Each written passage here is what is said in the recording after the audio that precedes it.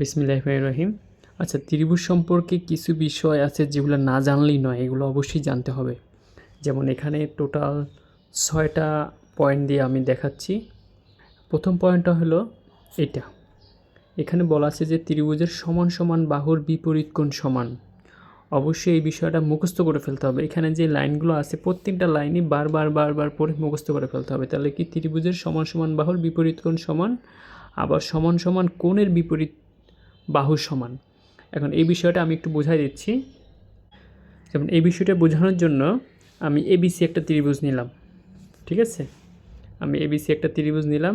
এই ত্রিভুজের এবি বাহু আর এসি বাহু ধরলাম সমান, মানে কি এবি সমান সমান এসি। তাহলে কি এবি বাহুর এই বাহুর বিপরীত কোণ কোনটা? এইটা। আবার এই বাহুর বিপরীত কোণ হলো এইটা। তাহলে কি এই দুইটা পরস্পর, এই কোণ দুইটা বি কোণ আর সি কোণ পরস্পর সমান হবে। এখানে এই বিষয়টা একবার মুখস্থ করে ফেলতে হবে, ঠিক আছে? আবার এই বাহু আর এই বাহু সমান হলে তখন কী হবে? তখন এই যে এই কোণ আর এই কোণ সমান হবে, ঠিক আছে? এই বিষয়টা কিন্তু বুঝতে হবে। হ্যাঁ, ঠিক যখন আবার বলবে যে কোণ সমান, এই যে এই কোণ সমান বলে, তখন আবার এটার বিপরীত বাহুগুলো সমান হয়ে যাবে, মানে উল্টা ঘটনা হয়ে যাবে। বাহু সমান হলে কোণ সমান হবে, আবার কোণ সমান হলে হয়ে যাবে বাহু সমান। হ্যাঁ, এখন আমাদের 2 নম্বর পয়েন্টটা হলো এই সব ত্রিভুজের ক্ষেত্রফল এবং পরিসীমা জান। অবশ্যই এটা একবার মুখস্থ করে ফেলতে হবে। যেমন সমবাহু ত্রিভুজের ক্ষেত্রফল নির্ণয়ের সূত্র হলো √3/4a²। সমদ্বিবাহু ত্রিভুজের ক্ষেত্রফল হলো b/4 √4a² - b²। আর পরিসীমা তো 3 বাহুর যোগফল, ঠিক আছে? এটা অবশ্যই পারতে হবে। এবং 3 নাম্বার পয়েন্টটা যেটা আছে এটা বার পড়তে হবে। এখানে বলা আছে যে ত্রিভুজের যে কোনো একটি বহিস্থ কোণ তার বিপরীত অন্তস্থ কোণ দুটির সমষ্টির সমান, ঠিক আছে? আবার পড়ি, ত্রিভুজের একটি বহিস্থ কোণ তার বিপরীত অন্তস্থ কোণ দুটির সমষ্টির সমান। আমি চিত্রকে দেখাচ্ছি। যেমন এখানে এই একটা ত্রিভুজ আছে, আমি ত্রিভুজের যে কোনো একটা বাহুকে বর্ধিত করি। ধরলাম এই বাহুকে আমি এইদিকে বর্ধিত করি, ঠিক আছে? এই বাহুকে এদিকে বর্ধিত করলে এই কোণটাকে বলে বহিস্থ কোণ, ঠিক আছে? তাহলে এই কোণটার মান হবে তার বিপরীত অন্তস্থ কোণ। অন্তস্থ কোণ মানে ত্রিভুজের ভিতরে যে কোণগুলো আছে, যে এইগুলো অন্তস্থ কোণ। কিন্তু এই কোণের মান হবে এই কোণ আর এই কোণের সমষ্টির সমান, ঠিক আছে? তাহলে এই কোণটা হবে, এই যে এই কোণটার মান হবে এই দুইটা কোণের যোগফলের সমান, ঠিক আছে? আবার যদি আমি এইদিকে বর্ধিত করি, তাহলে এই যে এই কোণটার মান হবে এইটার বিপরীত কোণকে, এই যে এইটার এটা সমান। আবার আমি যদি এইদিকে বর্ধিত করি, তখন এই যে এই কোণের মান হবে এইটা আর এইটার যোগফলের সমান, ঠিক আছে? মানে ঠিক তার বিপরীত দিকে যে আছে সে।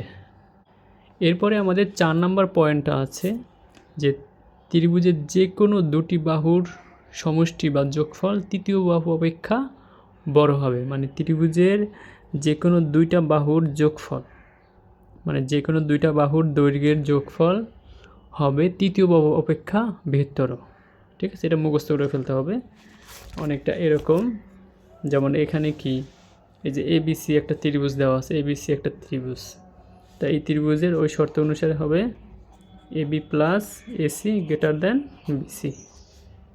মানে যে কোনো দুইটা বাহুর যোগফল হবে এই 3 নম্বর বাহু থেকে বড়। আবার এরকম হতে পারে A B plus B C greater than A C, যে কোনো হতে পারে, মানে একটা বাহু হবে ওই দুইটা বাহুর যোগফল থেকে কম।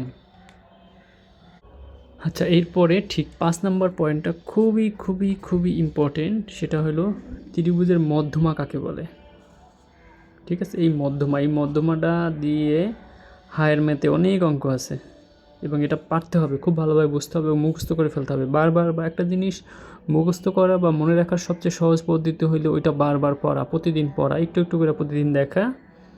প্রথম দিন মুখস্থ করা, এরপরে একটু করে রিভাইজ করা, মাঝে মাঝে করা, তাহলেই এই জিনিসগুলো মাথার মধ্যে মনে থাকে। তা আমরা শিখব হলো ত্রিভুজের মধ্যমা কাকে বলে, ঠিক আছে? এবং কি লাইনটা আছে কি, ত্রিভুজের মধ্যমা কাকে বলে, এবং মধ্যমা তিনটি, মানে ত্রিভুজের মধ্যমা আছে 3টা, 2:1 অনুপাতে বিভক্ত করে, ঠিক আছে? আমি এটা একটু চিত্র আঁকি সুন্দর করে, তাহলে ভালো বোঝা যাবে। আমি এই জায়গায় একটা চিত্র আঁকলাম, ধরলাম এই একটা ত্রিভুজ, এই একটা ত্রিভুজ, ঠিক আছে। ধরলাম ABC একটা ত্রিভুজ, ঠিক আছে। তাহলে এই ত্রিভুজের বিসি বাহু, ধরলাম বিসি বাহুর মধ্যবিন্দু হলো ডি, ঠিক আছে। তাহলে এই যে এ শীর্ষ থেকে যদি আমি ডি পয়েন্ট যোগ করি তাহলে আমি এডি পাই, এডি, ঠিক আছে। এই এডি হলো মধ্যমা, ঠিক আছে। তার মানে কি ত্রিভুজের যে কোনো শীর্ষবিন্দু থেকে বিপরীত বাহুর মধ্যবিন্দুর সংযোগ রেখাকে মধ্যমা বলে, ঠিক আছে। সংজ্ঞাটা হলো ত্রিভুজের যে কোনো শীর্ষবিন্দু থেকে, এটা হলো ত্রিভুজের শীর্ষবিন্দু এ, তা এই বিন্দুর বিপরীত বাহু হইলো বিসি, তা বিসি এর মধ্যবিন্দু হইলো ডি, তাহলে এই যে এডির সংযোগ রেখা হইলো এডি। তাহলে ত্রিভুজের যে কোনো শীর্ষবিন্দু থেকে বিপরীত বাহুর মধ্যবিন্দুর সংযোগ রেখাংশকে বলে মধ্যমা, তো এটা হলো মধ্যমা, ঠিক আছে। আমি এই সি বিন্দু থেকে আবার এই এবি বরাবর একটা মধ্যমা আঁকি, ধরলাম এটা হলো সি এফ, ঠিক আছে। আর এখান থেকে আবার এই এই সি এ বাহুর উপর মধ্যমা আঁকি, এটা হইলো ধরলাম সি বিই। তাহলে মধ্যমা কোনটা? মধ্যমা কিন্তু টোটাল হলো 3টা, ঠিক আছে। মধ্যমা কয়টা হইলো? মধ্যমা হইলো টোটাল 3টা, বিএ বিই সিএফ, এই টোটাল 3টা হলো মধ্যমা। এখন একটা জিনিস খেয়াল করি, এই 3টা মধ্যমাই কিন্তু একটা বিন্দুতে ছেদ করছে। ধরলাম এই বিন্দুটা হইলো ও বিন্দু, এই বিন্দুটা হইলো ও বিন্দু, ঠিক আছে। এখন ইন্টারেস্টিং ব্যাপার হলো এই যে ছেদ বিন্দুতে তারা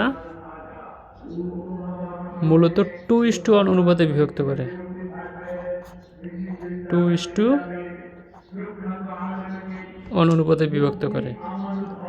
মানে এই মধ্যমাগুলো পরস্পরকে ছেদ বিন্দুতে 2:1 অনুপাতে বিভক্ত করছে। মানে কি, এই অংশ হলো এইটার দ্বিগুণ। আমি যদি সহজ বাংলায় বলি, এই যে এখানে তো কি হয়েছে, এই যে এডি মধ্যমা কিন্তু ও বিন্দুতে 2টা ভাগ হয়েছে, ঠিক আছে। তাহলে আমি যদি এডি মধ্যমার ক্ষেত্রে বলি, এই যে 2:1 অনুপাতটা বোঝানোর জন্য আমি যদি বলি যে এডি মধ্যমার ক্ষেত্রে, ঠিক আছে, এডি মধ্যমার ক্ষেত্রে যদি আমি বলি তাহলে আমি বলবো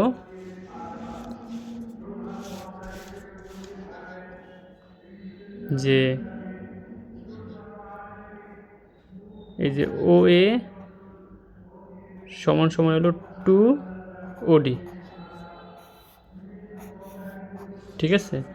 মানে এই যে ও এর অংশের পরিমাণ, মানে 2:1 অনুপাত বলতে বোঝায় অ্যাকচুয়ালি এই যে এই অংশটা এ থেকে ও পর্যন্ত, এই অংশটার মান হলো এই যে ডি থেকে ও পর্যন্ত এইটার দ্বিগুণ, ঠিক আছে। মানে সোজা বাংলা, এ ওর মান যদি হয় 4,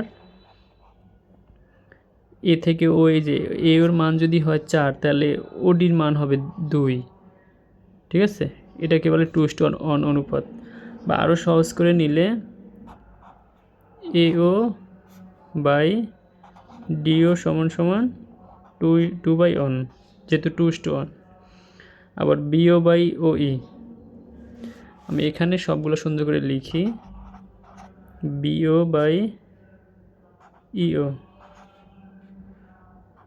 সমান সমান সিও বাই ও এফ সমান সমান এও বাই ওডি সমান সমান 2:1, 2/1, ঠিক আছে। এই অনুপাতটা মানে কি, তাহলে কি হলো, এই যে বিওর মান হলো ইওর দ্বিগুণ, ঠিক আছে। সুতরাং কি বিও সমান সমান 2 ইও, সিও সমান সমান 2OF, মানে কি এই বিওর মান হলো ইওর দ্বিগুণ, আবার সিও এর মান হলো ও এফ এর দ্বিগুণ, আবার এও এর মান হলো ওডি এর দ্বিগুণ। তো এটাকেই বলে যে মধ্যমা ত্রয় বা মধ্যমা 3টি পরস্পরকে 2:1 অনুপাতে বিভক্ত করে, ঠিক আছে। এই জায়গায় অনুপাতটা হলো 2:1 অনুপাত। তাহলে এই জন্যই লিখছি এটা যে 2:1 অনুপাতে বিভক্ত করে, মধ্যমা 3টি 2:1 অনুপাতে বিভক্ত করে। আর মধ্যমা এই মধ্যমার সংজ্ঞা কিন্তু মনে রাখতে হবে যে মধ্যমা কি, মধ্যমা হলো শীর্ষবিন্দু থেকে বিপরীত বাহুর মধ্যবিন্দুর সংযোগ রেখাকে মধ্যমা বলে। এরপর আরেকটা হলো ত্রিভুজের সর্বসম হওয়ার শর্ত। এটা সব জায়গায় কাজে লাগে, বৃত্ত প্রমাণ করতে কাজে লাগে, চতুর্ভুজ প্রমাণ করতে কাজে লাগে, মানে এমন জায়গা নাই যে এটা কাজে লাগে না। এই জন্য এটা একবারে বারবার পরে মুখস্থ করে ফেলতে হবে, ঠিক আছে। টোটাল শর্ত আছে 4টা। সর্বসম দুটি ত্রিভুজ সর্বসম হওয়ার শর্ত আছে টোটাল 4টা। এই 4টা শর্তে প্রতিটা শর্তে 3টা করে বৈশিষ্ট্য। প্রথম শর্ত হলো 3 বাহু সমান হইতে হবে। 2 নম্বর শর্ত হইল 2 বাহু এক কোণ সমান হইতে হবে। 3 নম্বর শর্ত হইল একটা সমকোণী ত্রিভুজ হইতে হবে এবং অতিভুজ ও অন্য একটা বাহু সমান হইতে হবে। 4 নম্বর শর্ত হলো 2 কোণ এক বাহু সমান হইতে হবে, ঠিক আছে। এগুলা একবারে বার পড়ে চিত্র এঁকে পড়ে একবারে আজকেই একবারে মুখস্থ করে ফেলতে হবে। এগুলা কিন্তু না পারলে আমি জ্যামিতি প্রমাণ করা পারবো না। এগুলা খাতায় লিখে প্র্যাকটিস করতে হবে। এবং সবচেয়ে মজার বিষয় হলো এগুলা কিন্তু একদিন পড়লে মনে থাকবে না। প্রথম দিন খাতায় মুখস্থ করে লিখতে হবে, এরপরে মাঝে মাঝে রিভাইজ করতে হবে, জ্যামিতি প্র্যাকটিস করতে হবে, তখনই এগুলো আমার মাথায় থাকবে।